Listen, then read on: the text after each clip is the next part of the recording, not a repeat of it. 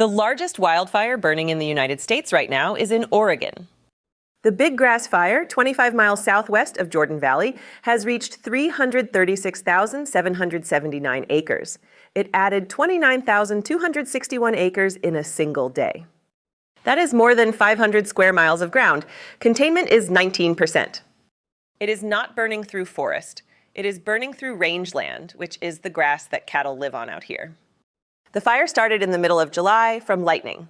It has since crossed the Owyhee River and pushed into Idaho, and crews say it is spreading in every direction at once. It threatens more than 600 homes and 800 other structures. Level 3 Go Now orders remain in place across parts of Malheur County in Oregon and Owyhee County in Idaho.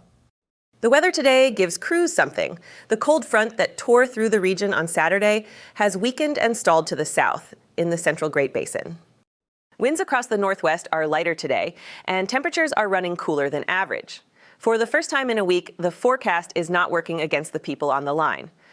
That does not undo what the last 2 weeks did. Across the northwest, more than 2,200,000 acres are burning on 51 active incidents. More than 19,000 people are assigned to them. And nationally, the number of large fires burning without containment went up again overnight. It now stands at 102. The people losing the most on the Big Grass Fire are not losing houses. They are losing grass. Silas Skinner is a sixth-generation rancher in Jordan Valley and president of the local Rangeland Fire Protection Association. He has been on the fire line for days. He describes the loss in two parts. There is all the ground that burned, and then there is the livestock on top of it. Here is why that matters more than it sounds. Cattle in this part of Oregon spend the summer on open range, much of it public land leased for grazing. When that range burns, the animals have nowhere to eat. A rancher then has to buy hay for a herd that was supposed to feed itself, and keep buying it until the grass comes back. On high desert rangeland, that is not one season. It takes years. Fencing burns with the grass, and every mile of it has to be rebuilt before cattle can go back out. Neighbors have been absorbing what they can.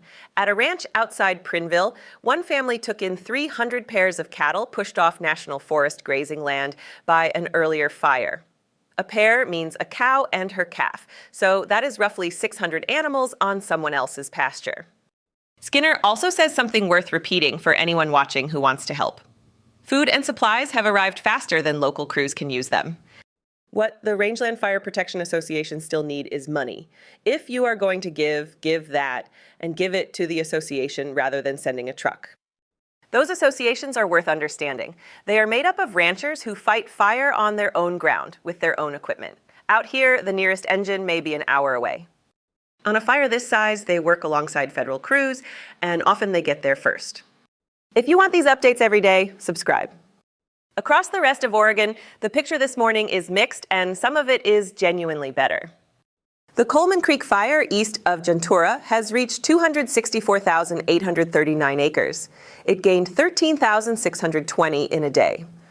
But for the first time since it started, it has containment, 18%. That fire sat at 0 for 2 full weeks. It is still throwing spot fires ahead of itself and still under evacuation orders. 6 structures have been lost. The Roe Creek complex south of Fossil is at 320,834 acres and 53% contained. 25 structures have been lost there, and nearly 2,000 people are working it. The Bench Fire south of Warm Springs jumped to 66% contained. 2 days ago, it was at 32. The second flat fire near Riley is at 105,000 acres and 40%. The Fox Fire near Huntington is at 77,000 and 46%. The Grasshopper Fire in the Mount Hood National Forest is the outlier. 30,729 acres and still no containment at all, after adding more than 4,000 acres. Crews there grew by nearly 400 people overnight. The Shingle Fire southeast of Mitchell holds at 67,000 acres, and its containment climbed to 16%. The Castle Fire northeast of Tiller is at 2,600 acres and 22%. The Burnt Creek Fire north of Enterprise reached 52% containment. The Coyote Fire south of Post is at 89%, and the Hay Creek Complex west of Condon is at 97% and effectively done. The Ego Fire northeast of Enterprise, which started 2 days ago, has grown to 3,774 acres at 5%.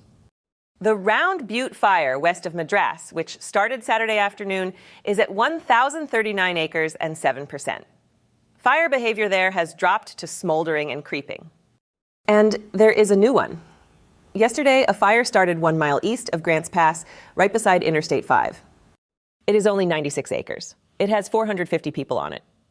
That ratio tells you everything about where it is. 96 acres beside a freeway and a town gets more crews than 250,000 acres of open desert. Across the state line, Spokane spent Sunday counting. The 3 fires that burned into the city on Saturday are now managed together as the Spokane complex under a California incident management team. In this morning's national report, the Old Trails fire is listed with 550 structures destroyed. Autumn Lane adds 80. Fairview adds 30. That is 660 buildings from the federal count. The Washington State Emergency Operations Center put the estimate closer to 700 on Sunday morning. Spokane County Fire District 3, Chief Cody Rohrbach said 640 structures were lost on Old Trails alone. Officials have not yet said how many were houses. 60,000 people inside Spokane city limits were evacuated.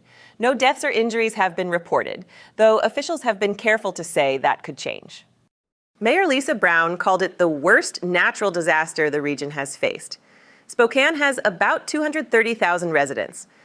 None of the 3 fires has any containment yet, but fire behavior on all of them has dropped from extreme to moderate. That is the first good news out of that city in 2 days. Autumn Lane grew the most overnight, from 900 acres to 3,351. Evacuated neighborhoods stayed closed through Sunday. Crews have to confirm there is no live fire and no downed power line before anyone goes back in. More than 40,000 customers lost power over the weekend. Some of that is burned line, and some was shut off deliberately so crews could work near the fire. Shelters are open at the Spokane Convention Center and in Chewelah for people out of South Stevens County. The county fairgrounds took in horses and livestock, and the recreational vehicle grounds opened for families who arrived with trailers. If you cannot move animals yourself, call 911 and ask for help. County Emergency Management would rather send someone than have you go back. The fire that grew hardest in the entire country yesterday was also in Washington, and it was not in Spokane. The Sinlahekin Fire, 1 mile west of Tonasket, added 37,526 acres in a single day. It more than doubled to 73,794. To put that beside the fire everyone is watching, Sinlahekin gained 10 times more ground yesterday than all 3 Spokane fires combined. It has no containment. Homes and communication infrastructure are threatened and evacuations are in effect. The Madrite Fire southwest of Enchelium is at 49,895 acres and 17%. 15 structures are gone there. The Little Giant Fire northwest of Leavenworth passed 38,000 acres with no containment. Crowning and long-range spotting are both reported. The Kaiser Canyon Fire south of Nespelem is at 136,422 acres and 38% contained. 44 structures have been lost on that fire, the heaviest loss anywhere in the region before this weekend. One note for anyone with family on tribal land. Kaiser Canyon is on the Colville Reservation, and there are fires on the Spokane and Yakima reservations too. Tribal nations run their own emergency management and issue their own evacuation orders. The county alert system will not carry them. Follow the tribal notification system instead. There is a reason the biggest numbers this season come off grassland instead of forest. A timber fire has to work. It burns through heavy fuel, it climbs, it takes time to build heat. Grass does not make it work. Once cured, it carries fire at close to the speed of the wind. It stops only at a road, a river, or ground that has already burned. That is how big grass adds 29,000 acres in a day, while timber fires in the Cascades add a few hundred. The ground was set up for it months ago. Snowpack across Oregon in early April stood at 14% of normal. There was almost nothing up there to melt. More than half of Oregon is now in severe drought, and about a fifth of the state is in extreme drought. Nationally, the fire count is running at 128% of the 10-year average. Acres burned are at 137%. Oregon alone has passed 1,700,000 acres this season. The state record is 1,930,000 set 2 years ago. And it is the 3rd of August. The Northwest fire season normally peaks this month and runs until autumn rain, which does not usually arrive before October.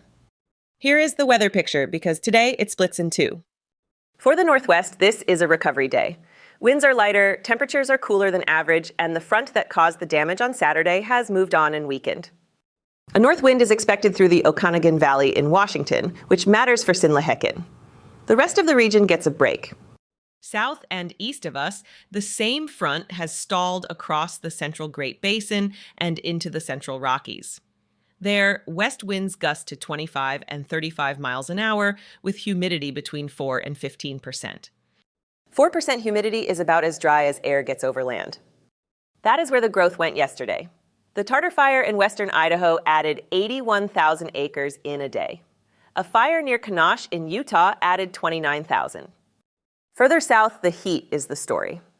Lower elevations in California, the southern Great Basin, and the Southwest are above 100 degrees, with the southern plains above 105.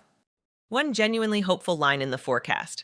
Monsoon moisture is increasing over the Southwest, and wet thunderstorms are expected over southeast Arizona and New Mexico. That is the pattern that eventually ends fire season out here. It is not over Oregon yet.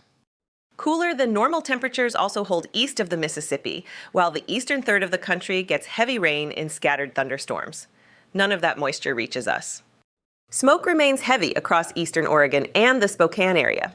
If you are under it, keep windows closed and run air conditioning on recirculate rather than drawing outside air in. Where the country stands tonight.